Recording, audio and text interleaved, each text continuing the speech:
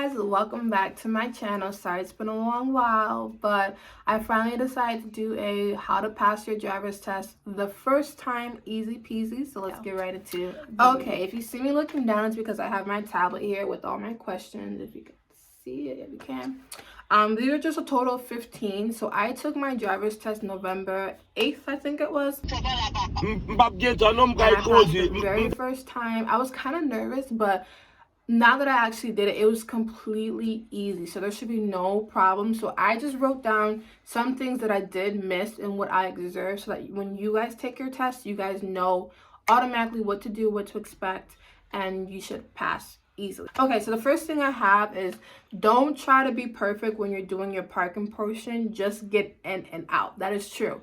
When you're doing your test, if anytime you keep backing up and trying to fix, that will add on to a point. When you're doing your test, your parking portion, you can only get 7 points. And mind you, you have to park, do a certain park, then you have to reverse, and then you have to do parallel. They're all within a line of each other. So if you're trying to keep backing up, trying to be straight and perfect, that's each time you move your car to fix it and change the wheels, that will add on a point. And if you already have 7 points, you failed. You have not even gone on the road yet, so you don't want to do that. So even if you get in crooked, that's fine. You get in crooked, as long as you're in, you have not hit a cone, hit the beep, the sound on your car, boom, you got that part, get into the next one. I recommend using all your points on the parallel park, but if you get in perfectly the first time, then you are set.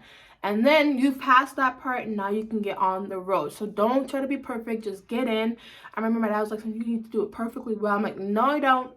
Even the instructor told me that, no, you don't. Just get in, and then you are set. Because even when you're gonna eventually practice and get a lot more better once you're out on the road. So this one, just try to get in with no problem. The next thing is watch your speed and don't drive fast for nobody. This is also true. I do this to this day. Like when you're doing your road test, be like on the dot when it comes to speed limit. For me, he did have to tell me a couple times, watch my speed limit, because the cars are completely different.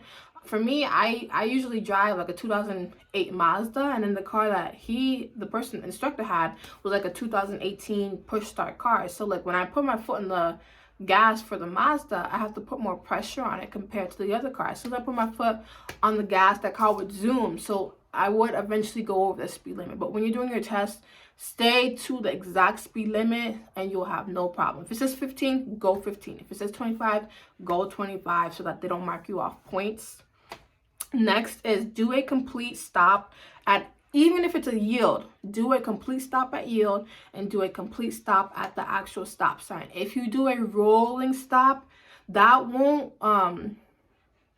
it depends on the instructor. Like if you do a rolling stop at a stop sign or so-and-so, they most likely will say you failed the test, or they might just say, okay, you did this, we're going to mark you off for that and tell you at the end. So it does kind of depend on your instructor.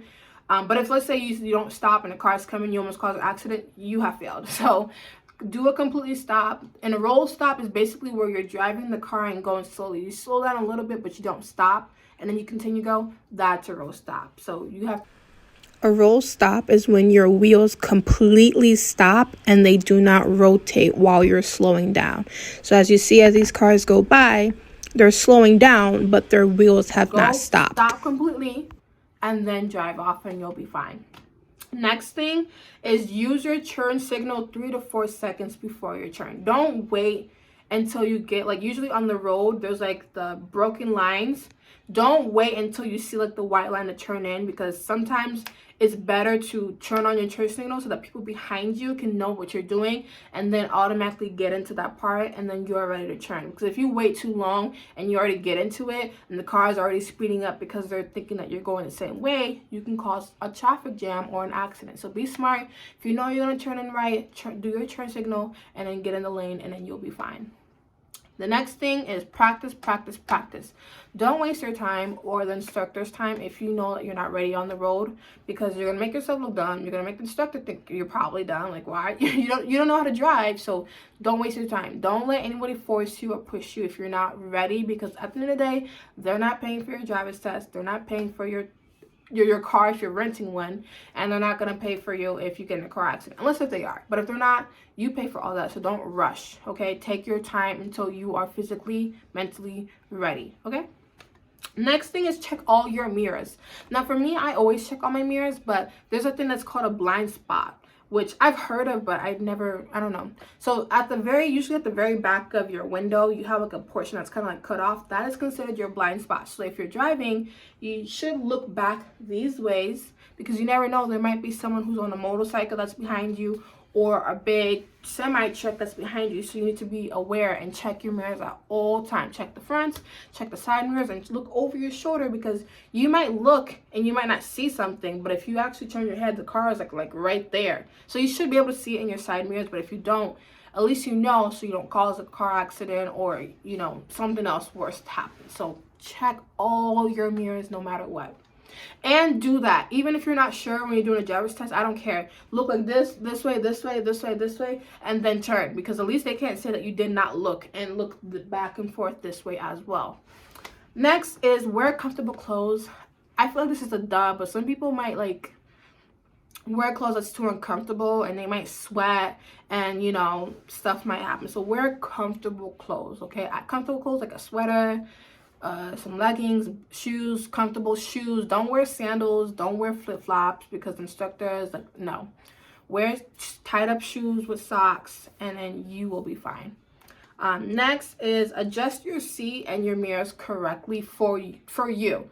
I'm 5'3", so obviously if my seat is all the way back and all the way forward back, it's not going to work well. So make sure you adjust your seat, you adjust the mirrors, you adjust the seat forward. You don't want your feet, your knees bent all the way, because that's going to put a lot more pressure on the gas and the brake. So make sure your feet is comfortable, so you can be able to put enough pressure on the gas and the pedal enough to the point that you're not like jamming the car each time you brake or you're going on driving it. Next is know your rush hour time and weather. So for Michigan, I knew for a fact that I'm not taking my driver's test during winter, okay? Because we deal with black ice, and then sometimes it rains, so it's like slushy. And, okay, highways here can go for like 50, 60, 70, 80, and that will give me high anxiety. That would make me panic if I had to take, because you have to take the highway also when you're doing the driver's test. It's a must here in Michigan. So, you know, driving around that time is scary. So if you're someone who, you know, would panic like that, do not take it. I recommend fall, summer, or even spring. I recommend summer a lot more. There will be a lot more people, but it's a lot better than dealing with winter. And also, like, check your rush hour time. Now, if you're in, you know, Florida, New York, California, I'm pretty sure your rush hour time is like 24/7. So for there, you might not have the best of luck in general, but for Michigan and Lansing, I know that our rush hour time is like 3 to 6. That's when people are getting out of school, getting out of work, going to buy food. And then like in the morning, it's like 6 to like 9. That's when people are going to work or maybe leaving work. So I knew I should make my test around like 10, 11, and 12. And that's what I did. And I did it around like beginning of before winter. So I did it around November, which is still fall. So there wasn't snow. It was a bit chilly, but not too much. It was still sunny out. So that was perfect weather right there. And traffic was not bad. Now there was construction, which I did not know because it was in Hazlet and I'm not from Hazlet. But overall, it was well. So know your rush hour time, know your weather and the season so that you don't mess yourself up when it's time to take your test. And then next is let's see, don't turn your corners too fast. I feel like this is a duh, but sometimes when you're putting too much pressure on the gas and you turn a corner, you're absolutely going to cause an accident. So before if you know you're gonna have to turn right, turn left, do your turn signal and slow down so that the person knows that she's gonna turn, that I have to slow down too, so that she can turn and then I can go zoom off wherever I'm going to. So when you're turning, turn slow.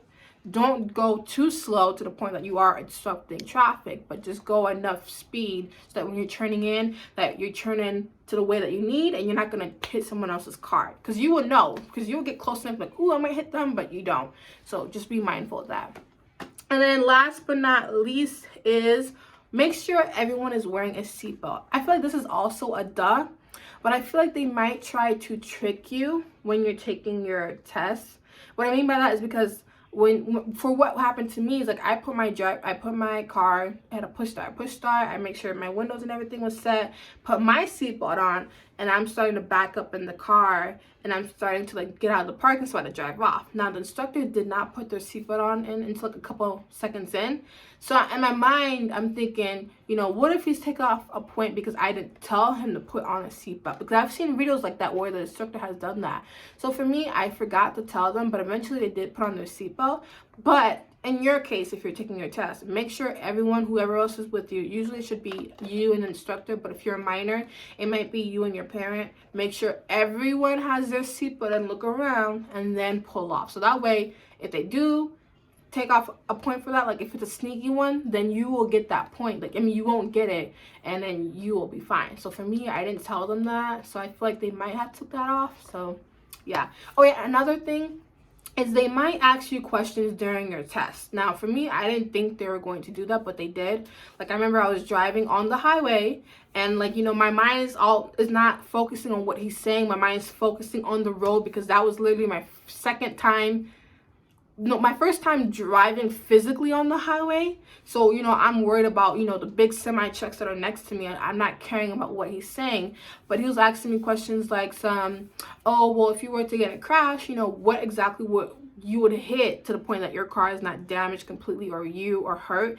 And in my mind, I'm trying to understand what he's saying. So I think I said a tree, or like the side railings on the road.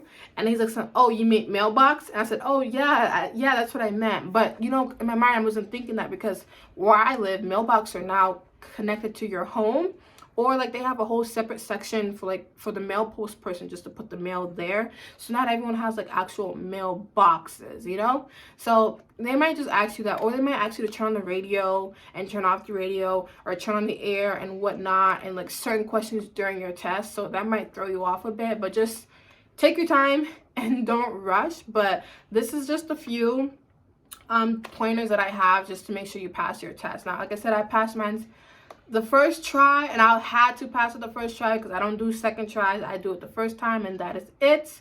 So I got my driver's test. I took my driver's test the same day. I filled out my paperwork, and then I got my paper, and then we just register it then through the system. And for us, we don't have to go back to DMV because I already took my picture previously before when I got my second permit. And then within, I think 2 weeks or so, they sent me my driver's license. So now I can drive on the road. And then eventually I bought my car within that same week. So if you want me to post a video on like how to buy a car for as a teenager or as someone under the age of 20, then let me know, because I can do a whole video on that, because I only paid like $2,000 for my car, and it was a good car for a good deal, and it's doing great. So yeah, so thanks for watching this video. Let me know if you have any questions down below. You can always hit me up on my Instagram. I know that a lot of you guys do that, so my Instagram is right here. It is Iamanicajean. Or you can also just comment down below in the comment section, and I will answer you whenever I have the time. So thanks for watching, and bye.